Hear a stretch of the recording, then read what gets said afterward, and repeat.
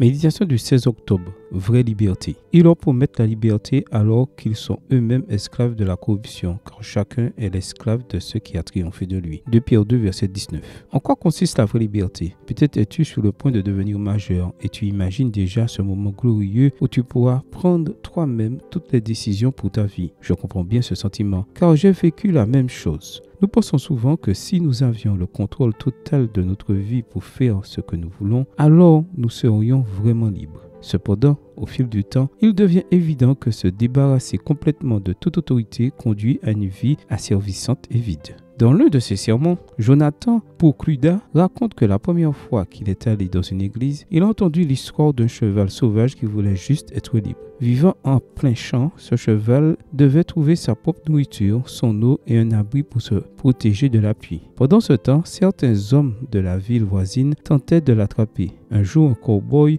réussit à capturer le cheval, l'emmena dans son écurie et le plaça à l'intérieur d'une clôture. Alors qu'il luttait avec l'idée de qui était Dieu à l'époque, Jonathan se voyait reflété dans ce cheval. Non, libérez le cheval, pensa-t-il en écoutant l'histoire. Mais le cow-boy ne relâcha pas le cheval. Il prenait soin de lui, lui donnait de l'amour, l'entraînait jusqu'à ce qu'il puisse le monter. Et lorsqu'il le chevauchait, il l'emmenait là où il y avait de la nourriture et de l'eau. Le cow-boy protégeait également le cheval des intempéries. C'est alors que le prédicateur prononça la phrase qui amena Jonathan Pokluda au pied du Christ. Ce n'est que lorsque le cheval se soumit complètement à son maître qu'il connut pour la première fois la vraie liberté. Cela peut paraître contradictoire, non? Soumets-toi à Dieu pour expérimenter la vraie liberté. Mais la réalité est qu'il n'y a que deux options, être esclave du péché ou être serviteur de Dieu. Paul écrit, libéré du péché, vous êtes devenu esclave de la justice. Romains 6, verset 18.